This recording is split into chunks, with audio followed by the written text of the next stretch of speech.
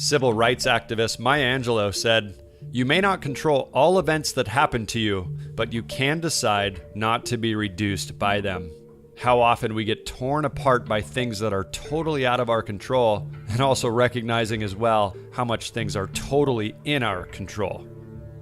Maybe you blame someone else for your experience. Maybe you blame your parents or others in your childhood, or blame the kid who hurt you on the playground when you were a child. I get it. We all have past pain and trauma, and it is so much easier to just blame someone else for our experience and not take responsibility.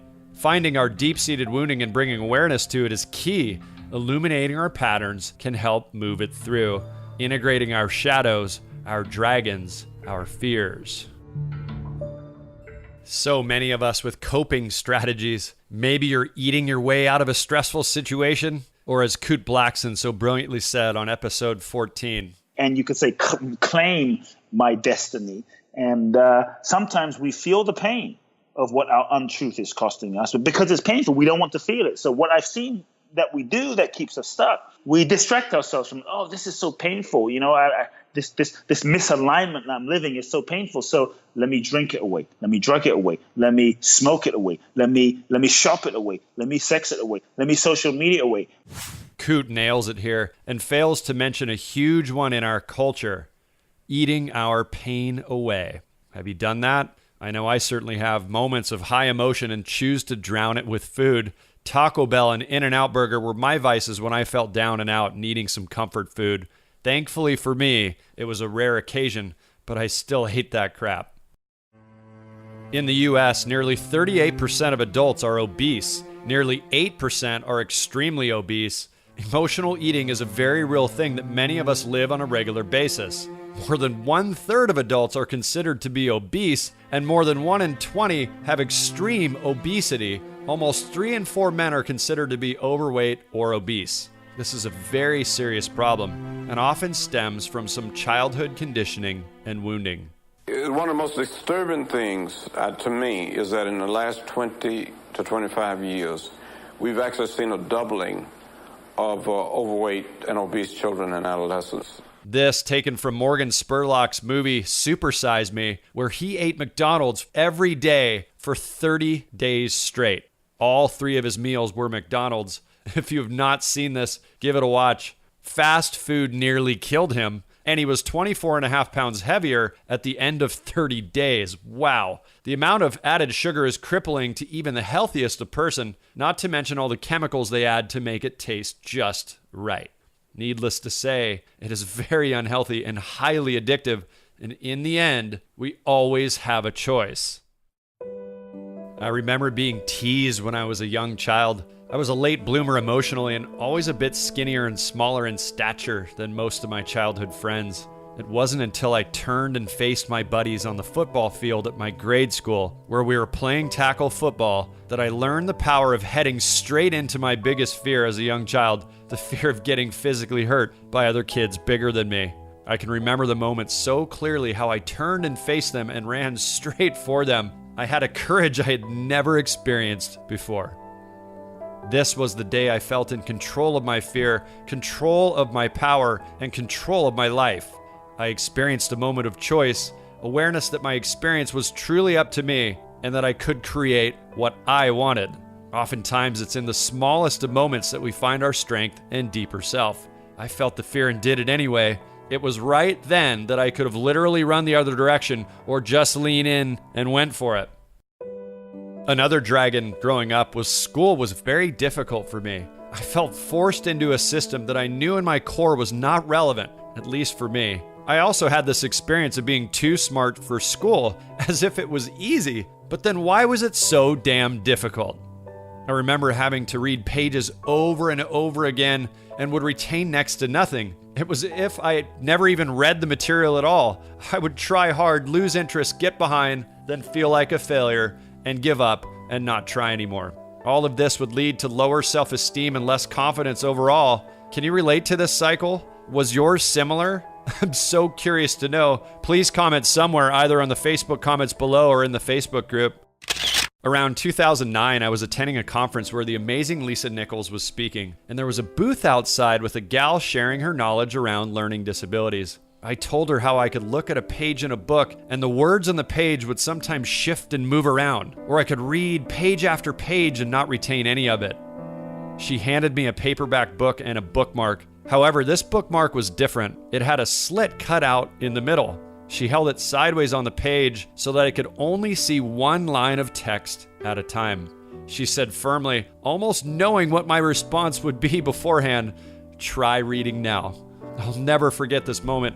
I had a huge moment of instant relief. I literally looked at her with my jaw on the ground in amazement. She said, "Brad, you have dyslexia." I was like, wow, really? I said, "But I don't flip letters around in words. Do I still have it?" She said, "Yes, you do."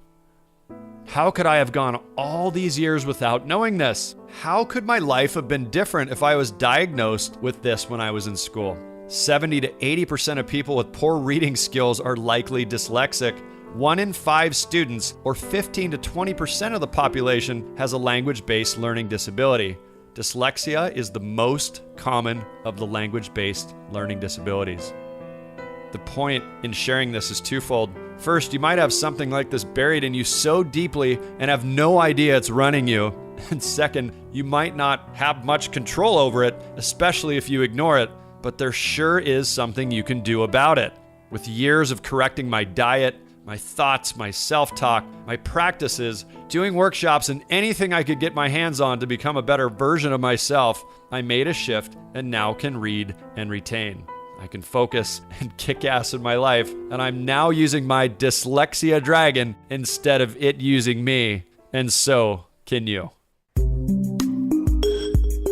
Welcome to the Face Your Dragon podcast, where we help you, a messenger with a mission, leverage your fear to amplify your voice in the world.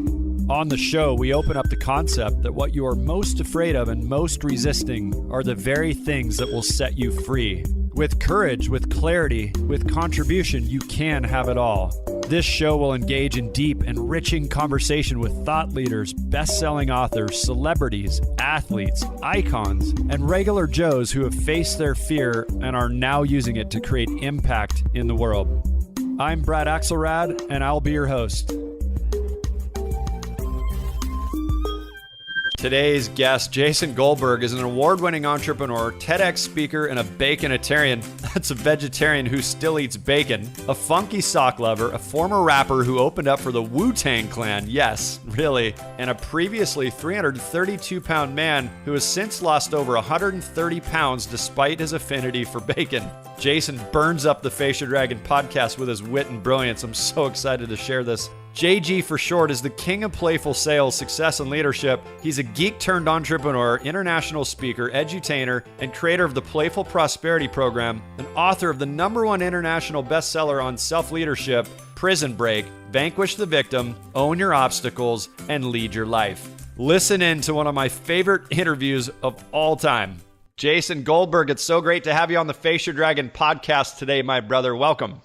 Dude, I am so flippin' honored to be here and to be a part of your work in the world. So thanks for having me. Cool, man. So we are streaming my first Facebook Live, doing one of these podcasts on Jason's page, and we were just talking about the nervous excitement that kind of comes up, and that's when we could or should say yes to that nervousness. So where have you done that in your life, brother? Where have you felt that nervous excitement and just said yes anyway?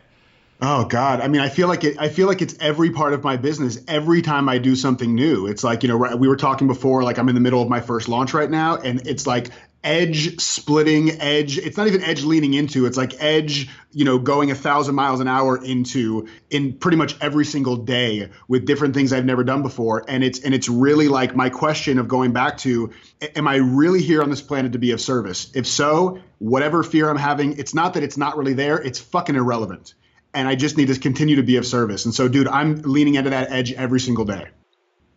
Are you feeling it right now too, brother? I'm curious on that level of nervous excitement. What's present for you right in this moment?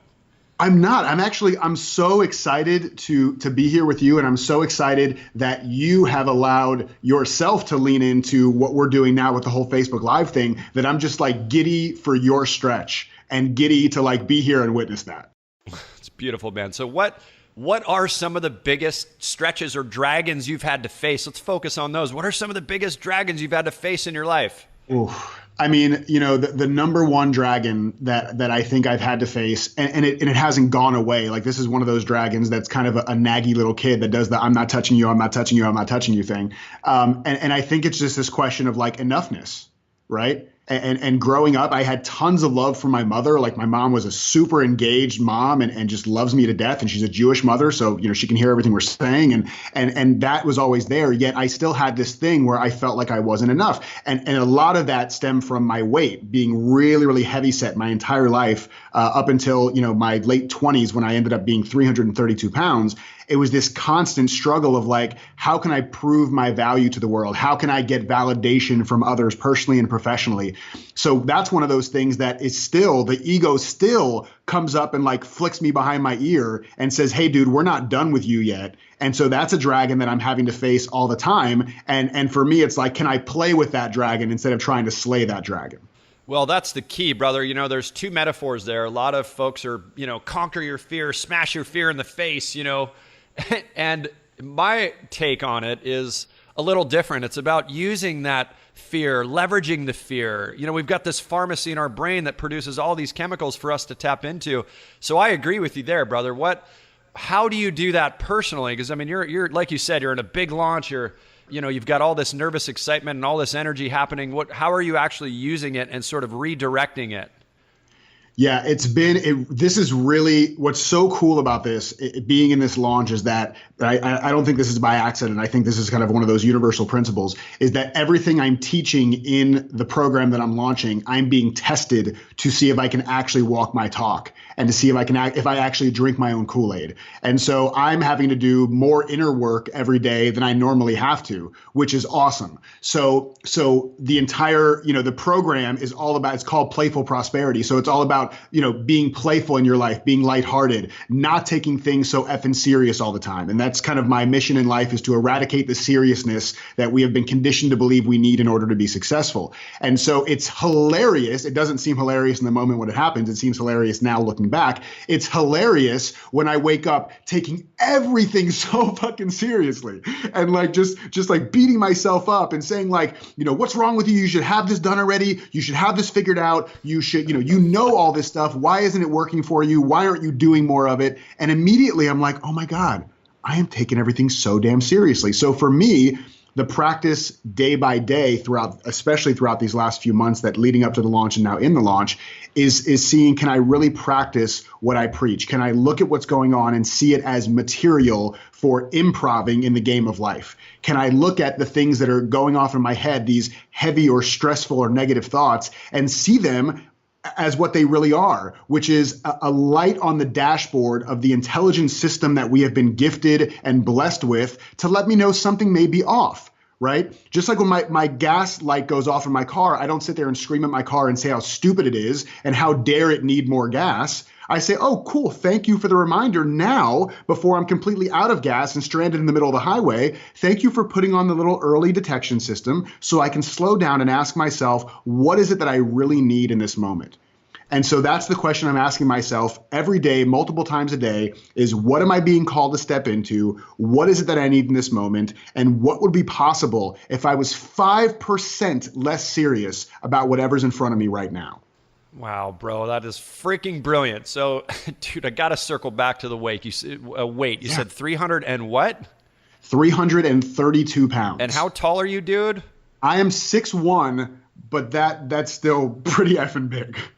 Bro, you were just saying to lighten up and not be so serious. And we've talked about that before, right? There was a metaphor you used that was brilliant. I forget what it was. I want you to share it in a second. But like, how fucking heavy and painful that must have been on so many people to carry that weight on your knees, on your psyche, on your checkbook as far as what you were eating. I mean, dude, that is some serious business there. And I'm happy you're still with us, brother, because many people that never turn that corner will stay obese or morbidly obese. I mean, that's probably bordering on morbidly obese, is it not, at that weight? Oh, it was way into morbidly obese. I was in the middle of the upper scale of morbidly obese. I was about 35 to 40% body fat. And so, which is like a baby, and my BMI was somewhere in the mid to high 30s as well.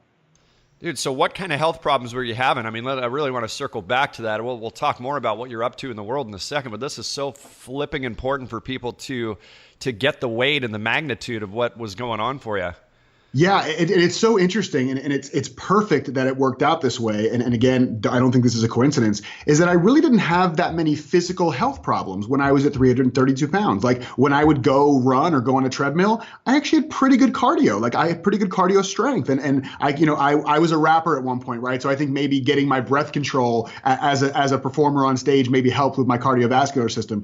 But I didn't have a lot of physical health problems. But exactly what you just said, it wasn't that form of weight that was debilitating me all the way, because when I actually lost that weight, and I've since lost over 130 pounds, but when I first went on that journey to lose the physical weight and had started losing the weight and lost a shit ton of weight, I still felt all that same heaviness. And so the types of weight that I was carrying around, the real ailments that I had to my health were not physical ailments, not joints, not cardiovascular, not lungs, not any of those things. It was the emotional weight and the mental weight, and yes, the financial weight, and worrying about money, and worrying about my success in my career, worrying about relationships, worrying about all these things. Even when I lost the physical weight, I was still super overweight in the rest of my life. And how did that show up? Because the emotional weight, well, in your case in particular, was more heavy than the physical weight. It's good to hear you were pretty healthy. Yeah. Unfortunately, many others don't have that luck, right? Because it's luck, frankly. Yeah, totally. I mean, the emotional weight, like relationships, checkbook, but what was happening in your heart, bro? There was something much deeper. Like, why were you potentially emotionally eating, or what was the driver behind your decision making there? Right, like the spiritual answer was I wasn't. I wasn't being mindful, right? So I was bored, and I would eat when I was bored, and I was happy, then I would eat when I was happy, or if I was sad or if I was stressed, I would eat no matter what, right? And it was so easy to do that. But really, it comes back to what I was saying earlier. It was this feeling of enoughness, and anything I could do to cover up the pain of not feeling valuable in the world. I mean, shit, dude, this is the reason that, now comedy is a big part of what I do. But when I leaned into being comedic and humorous as a younger person, it was not because I enjoyed comedy and comedy was something that I felt a deep connection to. It was because, shit, I'm so overweight and I'm so unattractive and I'm so unlovable. I have got to find some fucking way to add value to the world so I feel a little bit worth something in this world. Right? Like just something that makes me feel like I add some kind of value to the world and I'm not just a piece of shit. Well, and just a fat eating piece of shit, dude. And that's what I felt. Yeah, that's what I felt like. And I was also like a hopeless romantic, and girls would never be into me, and I would just have crushes all the time. And of course that would just crush me even more. And so like all these things happening. So the two things that I really leaned on to help me get through that, they were total crutches, were essentially comedy and empathy. Like being the guy that all the girls could at least talk to about their problems made me at least feel like I had some value in the world. So I think all the eating stuff stemmed from, I've got to find some way to be validated, to be approved of, and to figure out where I add value to the world. Man, it's amazing. There comes that defining moment. I just was interviewing Adam Markell, the former CEO of Peak Potential, the T. Harv Eker Millionaire Mind fame this week. And his book is Pivot. We talked about Pivot. We'll talk about your book, Prison Break, in a bit. But Pivot, there comes that defining moment where we have to pivot and make a shift. Now, either by choice, or by some God happening thing, universe, spirit, whatever you want to call it, creating some shift in your life. For me, it was my dad's death. Him passing. I call it the grave of self-indulgence. I was this Orange County, California, BMW convertible driving, I wasn't, forgive the term, a douchebag where I was just like that cocky, arrogant asshole, but I was definitely serving myself in the sense that it was about travel. It was about me. It was about clothes and the beach and women. And, I was recently separated from my fiance, and it was like, I was like indulging, had a lot of money and cars and motorcycles. What was that defining moment for you that created the big shift for you? Yeah, and I was a lot in the same boat as you, right? Because once I got into my career and I was in IT for about 15 years, I was really good at it, and I got paid really well for it. So now it's like, oh, cool, okay, good. I don't have to worry about any of this other value shit. All I have to do is keep my net worth and my self worth connected, and everything will be fine. And so I really focused on that and went all into being really successful and making six figures in my 20s and doing all these things when I was in IT. And then still felt like shit. And it was like every time there was a new milestone I hit, a new project that I finished that nobody thought we could get done, or a new promotion, or a new raise, or a new whatever. It was so temporary. And this is all when I was still super heavy. It was all very temporary. And on top of that, one thing just to mention is that on, the emotional weight that I felt, the way it manifested was I was very, very angry. And I was never somebody who was violent towards people, but I was violent towards things. So I was the kid who punched holes in walls, who then became the adult who punched holes in walls. And I would chase people in traffic if they cut me off. I was always looking for somebody to blame in the world. That's really what it comes down to, dude. I had a guiding mantra in my life, and it was, who can I blame? Right. And that's how I live my life. And so to get back to your question, so what happened was I'm in this place in my life. I'm in my late 20s. I'm making six figures. I'm married to an incredible woman who, for whatever reason, God has allowed me to have this woman in my life, and for her to stay with me through all the bullshit that I was going through with my own, crazy anger and whatever. And again, never directed towards her, but still, she's not an angry person, and she had to witness it. And I'm so grateful she stuck by me for that. And she was with me when I was 332 pounds. So I say she got on the ground floor of a good investment. But through all that stuff, I'm at this moment where I have all this money in the bank and I'm doing really well, and I have a nice car, a nice condo, I got my wife, all these things, and I'm 332 pounds. And this one day, and I write about this at length in the book, it's the first chapter of the book, it's called The Day the Universe Cut Me Off, is that I went to go make a purchase on Amazon. I'll kind of give you the short story. I went to go make a purchase on Amazon, and my credit card got declined. And I knew that I had money in the bank, and I was not making a big purchase. I was buying socks. I'm a huge sock person. I'm into like funky designer socks. So I was buying socks. It wasn't a bank breaking purchase. And my card was declined. And I put the card number in again in case maybe I had, typed it in wrong. And it got declined again, and it said, call your bank for further assistance. And of course, you being a rational human being, and probably 99.99% of the people who will listen to this as rational human beings, would just call the bank and deal with it. But I wasn't a rational human being.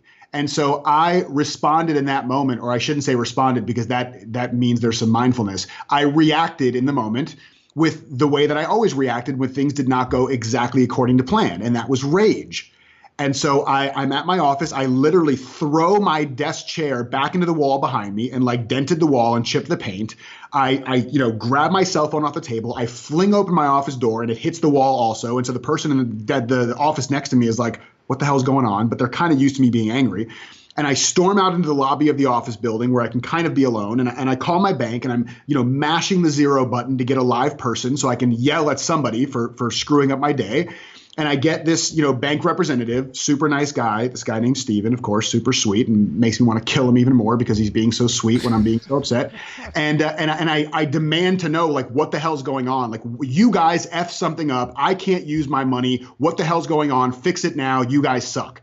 And they basically told me, well, there was some potentially fraudulent activity on your card. And so we deactivated the card so we could investigate. And so now, where, again, a rational person would say, oh, my God, thank you so much. I'm so glad you caught that. No, I went to like level 30. What the hell do you mean? Did somebody hack my account? What's wrong with your security system? How did these people get access to my money? What were the charges? And so he types on his keyboard for a second. He comes back and he says, well, Mr. Goldberg, it looks like there were 4 fast food transactions in one day in Orlando, where you live. And we assume somebody had stolen your card, and they were testing it, making small purchases before going to make a big purchase. And wow, dude. It went silent because those weren't fraudulent charges, man. That was me. I had eaten at 4 fast food restaurants in a single day, and it took a multi-billion-dollar bank to say, you are out of control. And we are cutting off your means, your access to your own money because of the shitty choices you're making in your life. And in that moment, I tried, dude. I really tried. I couldn't find anybody else to blame.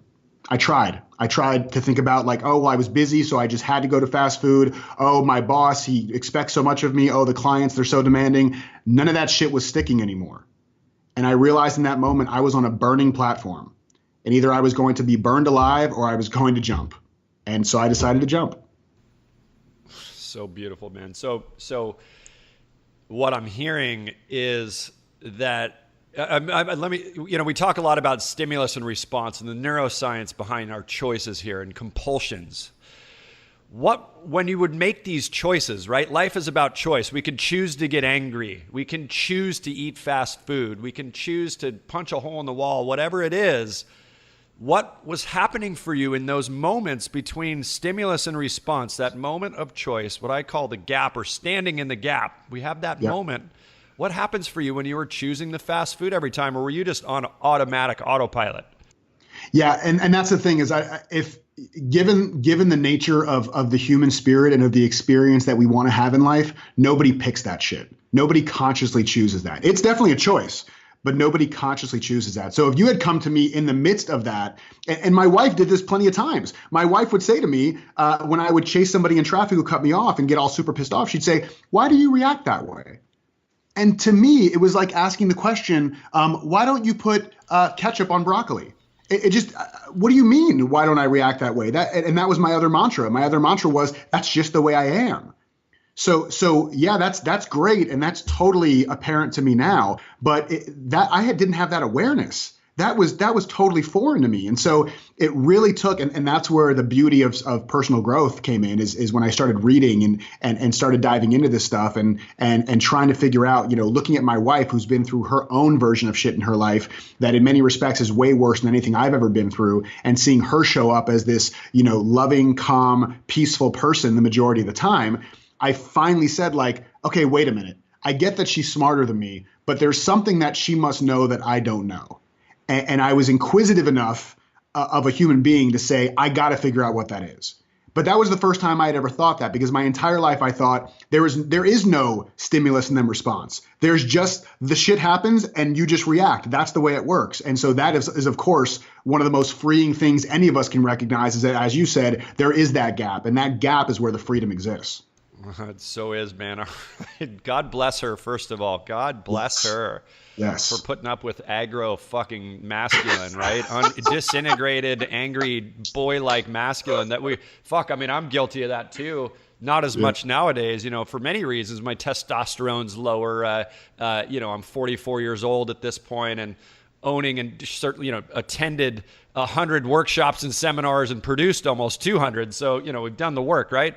Yeah. So let's pivot for a second here. I want to hear, I'm going to put you on the spot. Can you rap right now about this positively and negatively? Yeah. So rap about which part? You let it rip, baby. Whatever comes through you. Ooh, okay. Let's see. I haven't freestyled in a while. Yeah. Okay.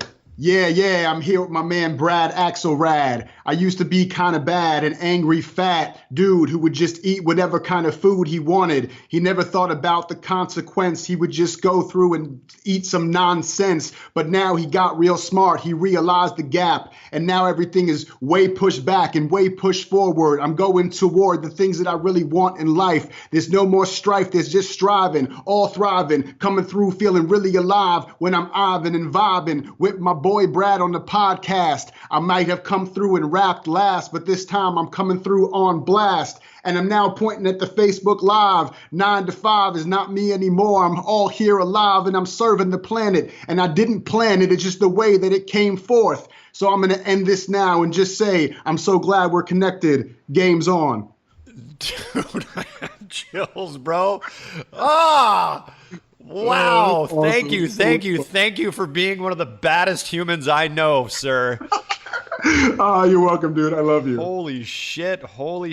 All right. So I love you too. So talk to me. So TEDx, you've been on TEDx. You came, the prison break, all of this, what was the next, you went through the fire, you stood in the fire long enough. You had your defining moment, your hero's journey, your dark night of the soul. Now what? What the fuck? Who are you in the world today? What are you doing? God, who am I in the world today? Like in this moment, I'm a guy who is just so grateful that this is the work I get to do in the world. And I don't even mean like the actual work I get paid for, like that I just get to sit here and talk to you. Like that's just badass. I don't understand how that's even possible. So yeah, I'm sorry. I got so wrapped into just feeling gratitude. Can you ask me the question again? I do that too, brother. So you went through your defining moment, your dark night of the soul, and who are you in the world today? What are you up to? How do you serve now that you're in a place of service instead of self-indulgence? Yeah, totally, man. So, my work in the world really is that I tell people this all the time is like people are trying to find like their one thing and the thing they want to go all in on. And I don't really know that exists. I mean, I have my one thing now, but that shit could change at lunch. I just know what I'm into right now. And what I'm into right now is the one thing that has challenged me my entire life, and the thing that I see too many other people suffering from. And it's really living this life of being a prisoner and living a life of just being so serious and recognizing that it's okay. There's nothing right or wrong about being a prisoner or a self-leader. There's nothing right or wrong about being serious or being not so serious. There's nothing wrong with being playful versus being, just super staunch all the time. It's about what will give you a more effective experience of life. And so what I'm doing in the world right now is I'm really doing everything that I can to share my experience and my perspective and my expertise, which I'm only an expert on one thing, and it's my life and my experiences, to help people see, to give them permission or give them a roadmap or give them an example to see that what they have been taught about conditioning and being super serious as being the only means to be successful is total bullshit. That it is the biggest lie we have ever been told and sold in our lives, that we have to be serious. My entire life I was told, if you ever want to get into a serious relationship, you need to do this. You better get serious about your health. If you were a serious entrepreneur, you would be doing X, Y, Z. And every time they put forth that to me, it never made me feel light, creative, and wanting to go out and serve the world. It made me feel heavy and debilitated and feeling like full of stress and struggle and strain. And so what I finally realized, and through a lot of testing on myself and with my clients, is that you can actually be so much more effective, so much more successful, so much more playful and joyful and fulfilled when you're not so serious. And the opposite of serious is not joking. The opposite of serious is sincere. You're sincere and you're devoted and you're committed to whatever it is you're doing in the world, but you loosen up your grip. You're not so tense. You're not so pressure filled. It's not so significant in your life. And when we do that, at least again for me, when I do that, I am more successful. And I am the perfect person to be teaching this work about shifting from being a prisoner to a self-leader, because I still have prisoner moments. And I'm the perfect person to teach people about living a not so serious life instead of being so fucking serious all the time, because I still take my work and my life way too seriously sometimes. So this is my work in the world. So why not try to create a movement around that so other people can experience that for themselves? So serious, what does serious look like? Let's try to get people in touch with how that actually happens or shows up. Yeah, totally. I love that you asked that question, and it's fun. I did a training on this recently where there was something about like the training was about like finding your unique message and overcoming resistance and up-leveling your impact, and that's great for like a marketing message. But in the training, I was like, let's talk about how this really shows up, right? When you have resistance, what you're really saying is, oh crap, this is serious. Like if I don't fucking nail this thing, and if I don't show up as an all-knowing expert, and if people don't see me as being the guru, and if people see me as being like not perfect, then it's going to fail and nobody's going to take me seriously and nobody's going to want to buy my products. Like that's some serious shit. Like if I'm walking around in the world thinking, oh my God, this is my only line in the play. This is the game. Every shot is the game-winning shot. I'm going to be so debilitated with fear that I'm not going to actually create anything. Or if I do, it's going to be full of so much struggle and I'm going to be so tired at the end of it. So why not approach that from a more playful point of view, from a more lighthearted, optimistic kind of place, and say like, cool, like whatever's going on, if I feel, and this is not about getting rid of seriousness, right? This is not about like damning the seriousness and making it so you never have another serious moment. It's exactly what we were talking about earlier. It's recognizing, oh, I'm doing that thing again where I'm taking my thoughts seriously. I call this having my Britney Spears moment. I go, oops, I did it again, right? Where I have a hold on. Can you sing that for a second? I'm just kidding. Go ahead. No, I want to sing it. I want to sing it breathlessly. Hold on. Oops, I did it again. That's pretty good, right? It was good. All right. So that's what I do now, like as much as possible, except for the times I don't. I have a thought that pops in my head that says, this is serious. This is make or break. This is the thing that's either going to put you on the map or ruin your entire career. This is the chance for you to show up and be the most amazing speaker or coach or author or trainer in the world. I can have those thoughts pop in my head and I can go, I'm doing that thing again, where a thought pops in my head and I immediately think that because it's in my head, it must be true.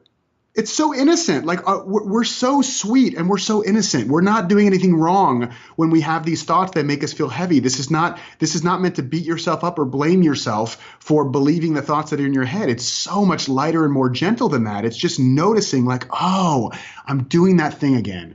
And as soon as you recognize that you're doing that thing, and very important second part to this, you don't make yourself wrong for noticing that you're doing that thing.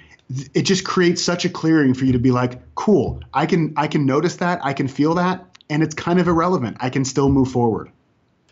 So brilliant, man. So Gay Hendricks on episode 2 talks about your upper limit from the book, The Big Leap. And right. So what I'm hearing you say is these are upper limiting thoughts. They're upper limit thoughts that stop us from feeling good or feeling great. He talks about you'll either break down either in relationship, finances, or physical health. You'll manifest some sort of challenge in your life in those 3 areas if you hit an upper limit. So it's interesting to hear you say that, but I hadn't really thought about the seriousness sort of internally, externally. Like, how does it show up externally in the world when you're in that state? Like, what does it look like? I mean, I guess it's anger, it's all these things, but what does it look like externally? Yeah, you're right. It looks like anger and all those things. So I'll give you a metaphor first, and then we can talk about the real ways it shows up. But the metaphor that I like to use for this is that when you are super serious, and this is something I actually learned from a mentor. He was talking about something else, and I loved it so much that I've adapted it for myself now. I like to give credit because you have to say things 3 times before you can stop giving credit to somebody else. So he used this metaphor that said, if your hands are dirty and you walk around your house, everything you touch, you will say, why is this thing dirty? Why is everything that I pick up in this house so dirty? Why isn't somebody cleaning this house? But it's because your hands are dirty. So, of course, everything you touch appears to be dirty as well. That's good. Right? It's like, how could it not? Of course it's going to look dirty. And so when we're serious, then when we go out into the world, everything has to look serious. Like, we don't even have a choice in the matter. Like, and I know if we're really digging in, we always have a choice. But your beliefs, the only job of your belief is to prove itself true, right? That's the only job of a belief, for better or for worse, is to prove itself true. And so if we go out into the world and we have this lens of seriousness, we don't have any other ability but to see seriousness. I remember this woman I was talking to one time, and she said, I think I'm a bad mother. And I said, why? And she goes, because I yell at my kids and I get frustrated with them. And sometimes I can't stand it when they're going crazy and running around the house, and I just want some peace and quiet. And it occurred to me, and it occurred to her very quickly too, that of course she yells and screams at the kids and gets frustrated. She sees herself as a bad mother. What other choice would she have if she sees herself as a bad mother than to react the way she thinks a bad mother should react? She's taking her reactions way too seriously. So if instead she were to say, oh, I'm doing that thing again where I yell at the kids and get frustrated, what am I being asked to step into in this moment, right? How can I play with this? And maybe what she's being asked to step into is just to slow down, or to ask her partner for more help, or to be more firm with the kids, or to laugh at whatever they're doing and see that it's actually funny and ridiculous and not as serious as she thought it was. But until we have that different lens to look through, until we're willing to look at the world like somebody like Robin Williams would look and see everything as improv and see everything as material, then of course everything is going to look serious, personally, professionally, your health, your relationships, everything. Wow, man. Well said. Well said. So what I'm wondering though is that, or what just sort of dawned on me is that, a lot of life's experiences, we may be taking things too seriously and having these reactions in ourselves and in others and creating these dramas in our lives. But there's something there to say for being able to effectively ask for what we need and not not well up in the passive aggressive behavior of, oh gosh, my boundaries are being crossed. I don't know how to communicate effectively what I need or what my boundaries are. And then we'll passive aggressively, and I've done this 100,000 times, a million times, and not communicate what I need or say, hey, that really doesn't work for me. Like I'd really like it if this could happen, or if you could do this or sit with me or whatever it is, right? And of course, men and women communicate in different ways, but I think it comes down to effective communication and effective requests. So while we get aware of these experiences in our lives, it's so freaking important to become really aware of how you're asking for what you need. Yeah. So have you noticed a shift in your ability to really make requests of what you need now that you've minded the gap? You've bought yourself that split second of choice, and you're able to communicate more effectively. Yeah, definitely. I mean, this is the big shift that I call going from expectations to co-creations. And all of our disappointments, or I could say 99%, but I truly believe in my heart it's 100%. 100% of our disappointments in life, whether it's of others or of ourselves, is based around expectations, right? We expect that somebody should be doing something they're not doing. They should be doing it in a way they're not doing it. We could do it better, or we should be doing things in a way that we think is better than the way we're doing it. And so we have these expectations of ourselves. And so a co-creation is the ability to make a request for what you want, but to do it from a co-creative place. I think that if you think about somebody you really love and you really trust, right? Like my wife, Alicia, for example, I have no problems asking her for anything that I need, because I know that my request always comes from love, and I know that it will always be received as love, right? But that has to be there. That has to be the foundation before that just happens naturally. So if you don't have that yet, it's very important that when we make requests, they come from love. They come from a place of compassion. They come from a place of being clear and being powerful. But there's a difference between being clear and powerful and like being authoritative or dictating what needs to happen in a relationship. One of the things that I love that Alicia did for me actually at one point when I was in this really angry place in my life is I remember one time she said to me, God, it was so funny. And every time I think about it, I'm so happy that it went the way it went, because it could have gone a different way. I got really, really angry about something. And again, she said, like, why do you react that way? And of course, I went for my go-to. That's just the way I am. And she said she made a very clear, calm, intentional request that I could not argue with, and that was not an ultimatum. She said, I understand that you feel that that's the only way that you can react in the moment, and I will not be with a man who does not think he can have control over his emotions. Wow. That was it. And how could I argue with that? She didn't say you need to change. She didn't say you're doing something wrong. She just said what works for me, what I would now call the conditions of the game. The conditions of the game that I'm willing to play involve X, Y, and Z. And if that's not the game you want to play, that's okay. But here's the game that I want to play. Are you in or are you out? And we can do that in all of our relationships. It can be so gentle, and it can really be co-creative. Like when people sit down to write a piece of music and they bring their instruments and they bring the songwriting, nobody's looking for a loophole to screw the other person later. They want to create a piece of music together. And so asking for what you want in the right situation and with the right energy can be that same kind of co-creative act. It certainly can, but I've got to say that I'm noticing all of my conditioning and patterns coming up. Like I'm hearing the beauty in that and the power and the grace. And I'm paradoxically experiencing my rebellious little emotional child that's saying, fuck that, it's manipulative, it's my way or the highway. So I'm hearing all sides to that. But it's so powerful for you to then choose her needs or not, But I'm just noticing my little boy self. I was going to mention somebody that's in a high-ranking position in our country, but I won't. The little boy tantrum aspect saying, no, who are you to say that that's what you need and I'm supposed to bend to that?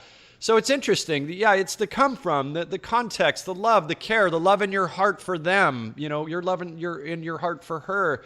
It creates that moment of choice. She got you present, and you are either going to step up or you were going to ship out, basically. Totally. And here's the thing that I didn't have access to back then that I do now that has made things a lot easier. And especially as, I'm by no means a celebrity, but as my reach has grown, I've had, the haters, the naysayers, the meanies kind of come out of the woodworks and say certain things about me or to me or whatever. And that's totally fine. It doesn't feel fine in the moment. It feels like I want to, find their address and like Jay and Silent Bob them and like, go beat the crap out of them. But what I have access to now is that, and this, I attribute so much of this to another one of my mentors who I know you love, Byron Katie, who has just changed my life in so many ways, is that there is nothing that somebody can say about me that I can't find some nugget of truth in. There's nothing somebody could say. They could call me, and this may sound shocking, they could call me a rapist, a racist, or a murderer. And even though it's not true in the traditional sense, I could find where there's some truth in that, right? I've killed bugs before, so I am a murderer. Right? I have forced my opinion on people who didn't want it. So in a way, I was kind of an emotional and mental rapist. I have definitely looked at other people, whether they were above or below me, and judged them for some reason. That kind of, in a sense, makes me a racist, right? Even if it's not directly related to race. So if I could see huge things like that as being truthful in me, that if somebody says, I think you have too much energy and you're too much to handle sometimes. Yeah, I could see the truth in that. Doesn't mean I have to agree with it. Doesn't mean I have to validate what they're saying. Doesn't mean I succumb and change who I am. But if I can see the truth in it, there's no more me versus them. There's no more villain versus hero. It's just two human beings, and I'm okay with that. Well, and the beauty in that is when we face many dragons regularly. They show up to teach us it's not about slaying it. It's about riding it. And you're riding your dragon in that moment. You're like, whoa, this thing's been presented. It's breathing fire on me. It wants to kill me. I'm scared. What do? Do I run and hide, or do I learn to navigate it, to understand it, to dance with it, to make love to the psyche of all of that's happening, your psyche, the dragon's psyche.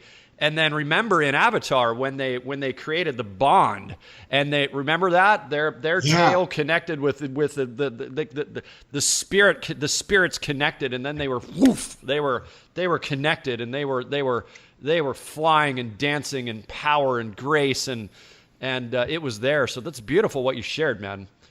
All right. I love that. Yeah, thank you, man. I appreciate it. I want to speak. You're welcome. I want to speak to Byron Katie because a lot of times, people will call out the judgment, and I love Katie's take on that, where she's just like, you know what, we're judging all the time. It's what we do. Right. It's the human experience. So just get over it. And it's funny. Anytime it says, well, you're being so judgmental, and I just kind of smile and go, what the heck are you doing right now? You're judging me. Get the fuck out of here.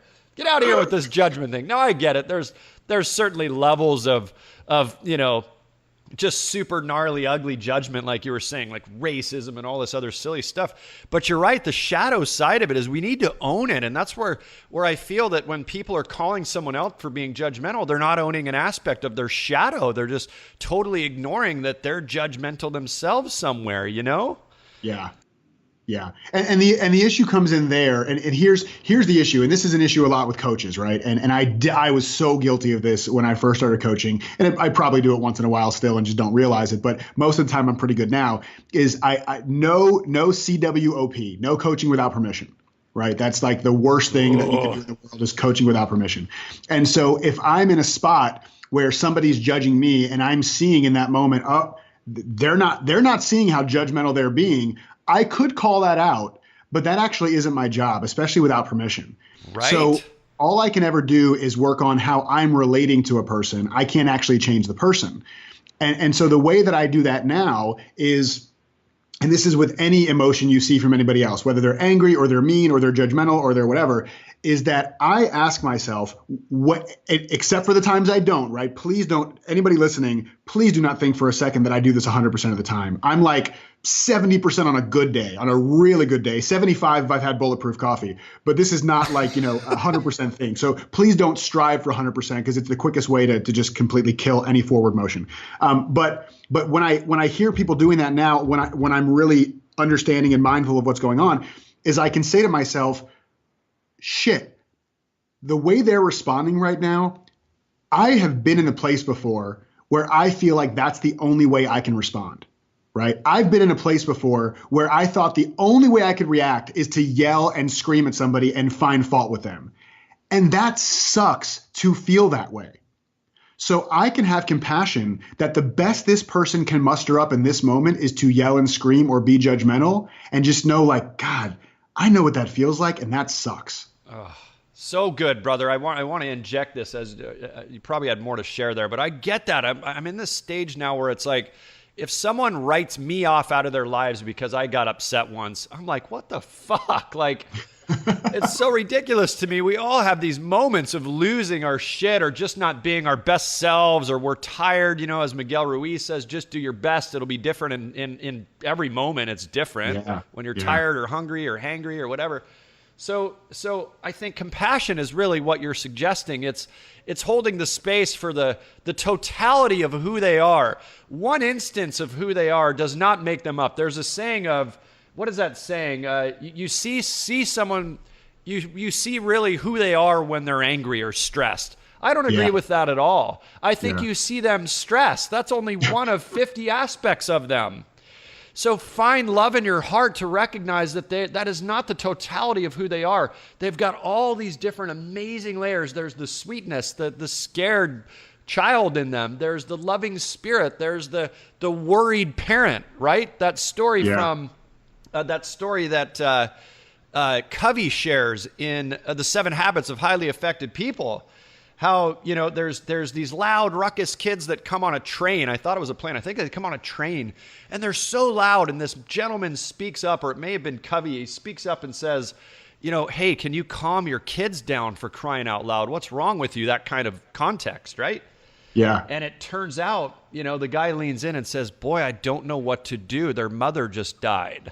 Right? So we never know what battle somebody's in, and we should learn to not take everything so personally and be so wound up by somebody's in the moment response or reaction. And yes, it may be their reactive mind.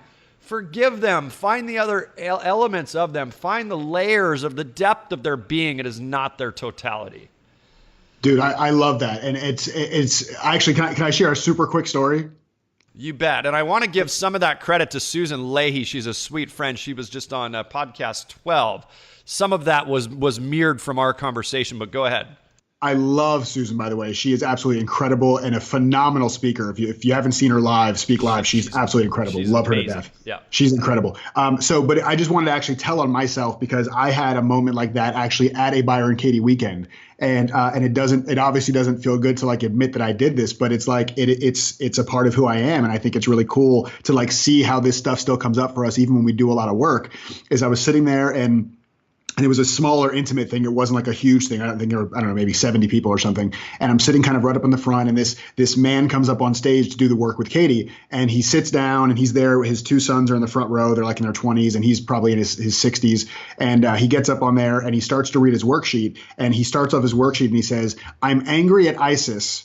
And then he's like, "Oh, I need my glasses." And he motions to his son to hand him his glasses so he can read the paper. And immediately I go into judgment mode. I'm like, dude, get over it. They're terrorists. They're in the middle. You can't do anything about it. Like, why are you wasting all of our time being up on stage talking about being angry at ISIS?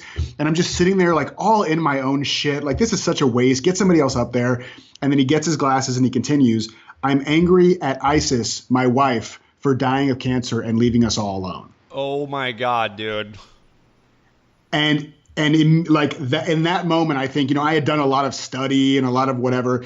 In that moment, I really got the power of judgment in that way, and compassion, and not thinking I know the answer to everything, and living more in the I don't know mind. That was such a huge thing for me. So just, and we've heard this a billion times, like we never know the battles people are going through, right? But like, it's so important that we really take that out into the world, because we want to raise the collective consciousness of the universe. It's not going to happen by jumping to conclusions. I promise. Oh man, thank you for that. That was a brilliant gift.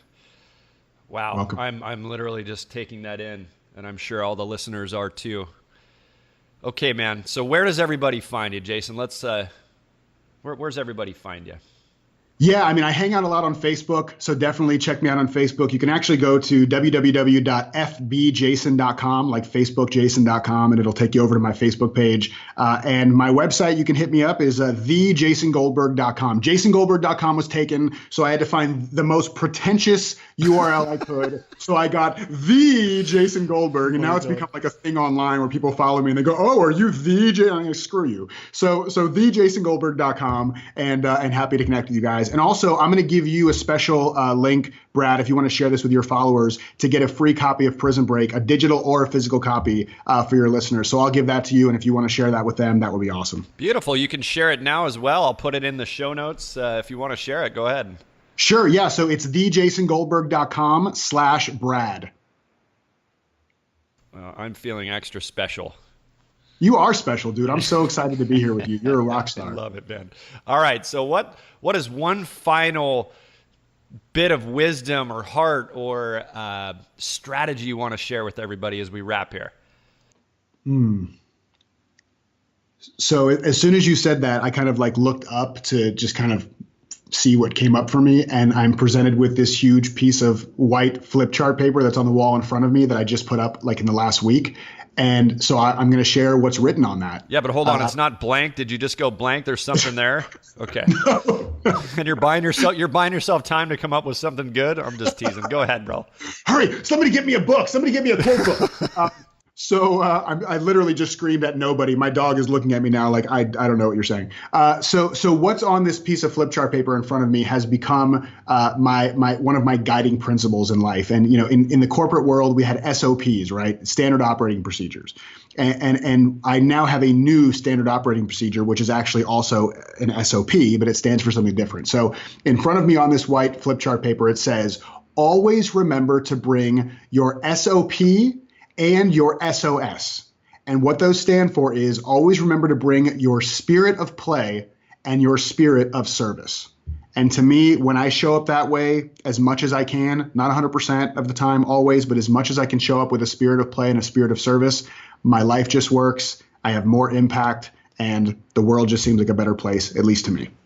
That was so good, but it was so fucking serious, dude. What about SOB? Where does SOB come in there? SOB, spirit of bacon. Yes, spirit of bacon. Yeah, but you are a baconitarian, right? A vegetarian, correct? I'm a baconitarian. My Jewish grandmother loves the fact that A, I have a tattoo, and B, I eat bacon. Like, now I can definitely not be buried in a Jewish cemetery, so that's all gone. I love it, brother. Jason, it's been awesome. This has just been so heart-opening and spirit-opening and mind-opening, and I just feel my whole body feels relaxed and not too relaxed, so don't get any weird decisions. Like, I'm still safe in my boundaries here, buddy. Good for you. Yeah, but just really, really, like not Bill Cosby relaxed, bro. I'm good. Oh, good. Oh, good. You know what? My water tastes a little funny, so I didn't know if maybe somehow crossed the internet. It's horrible. Dude, this has seriously been one of the raunchiest, like, no fucking holds bars. We've sworn, we've been cussing the entire time, and I love the rawness, and that's really part of my commitment, and I pray that everybody listening has that level of readiness to be raw and full of yourself, the good, the bad, the ugly, the judgmental self, the happy self, the scared self, the emotional wreck self. Fucking own it all. Stop pretending any of it's bad or good. Own all aspects of who you are. Preach. Yes. Soapbox, baby. All right, we'll end it there, brother. Jason, thank you again, brother. So much love. My pleasure, man. Love you, bro. I love you too.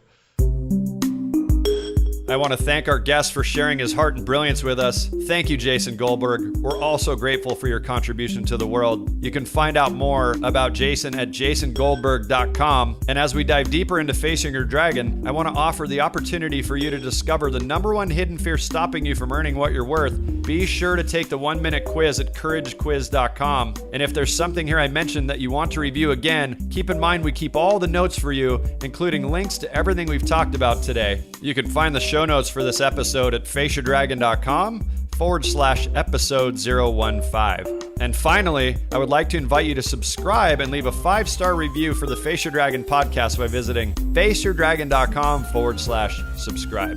Be sure to share this episode with your tribe on social media if it was useful for you. We'd love that. And join our conversation in the Face Your Dragon Facebook group, as we'll talk more about your greatest fears being the very thing that will set you free. Tune into episode 16 because I'll be talking with the most spiritual dude that has ever walked the face of this earth, the ultra spiritual JP Sears. It's so cool. Best known for his over 250 million views of his hysterical spoofs on pretty much anything, but mostly focused on the spiritualisms we all have to deal with in some circles. Not just super funny, he's a very awake, super cool dude. It's a good one. Listen in as we discuss how laughing at ourselves and our ego can create a much bigger impact and income for you, and why taking the leap into your true voice and being raw and real will set you free. This incredible being and many more on the Face Your Dragon podcast. See you on the next show. And remember, when you face your dragon and take the leap, you will break free.